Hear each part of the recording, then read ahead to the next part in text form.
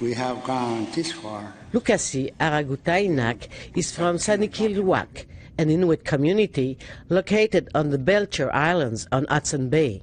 Since the 80s, he wanted to collaborate to share Inuit and Cree knowledge of the Hudson Bay ecosystem.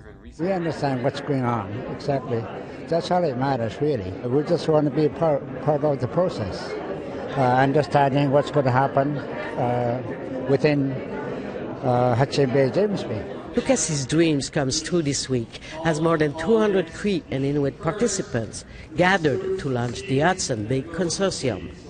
Joel Heath explained the main goal of this week's summit. How can we keep the bays healthy for future generations? How can we make sure that young people can learn indigenous knowledge and be able to go out and hunt?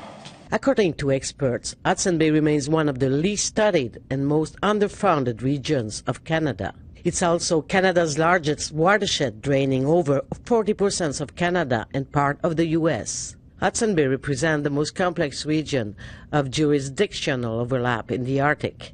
Independent Member of Parliament Hunter Tutu says it's positive to see everyone around the same table for a common goal. Well, for us that live there and rely on it, we all have something at stake, and I think it's important, that everyone come together and can collectively come up with a plan to how to preserve and protect and monitor, the waters that we rely on for our livelihood. Jonathan Solomon, Grand Chief of the Muskegok Council, is passing along the culture to his children and grandchildren. He's convinced that if nothing is done, their way of life will disappear. It's critical because we see pictures behind me, seal hunters. That's their livelihood. And if we don't do anything to mitigate it, they're not going to be doing that. Their children, their grandchildren will not be doing that.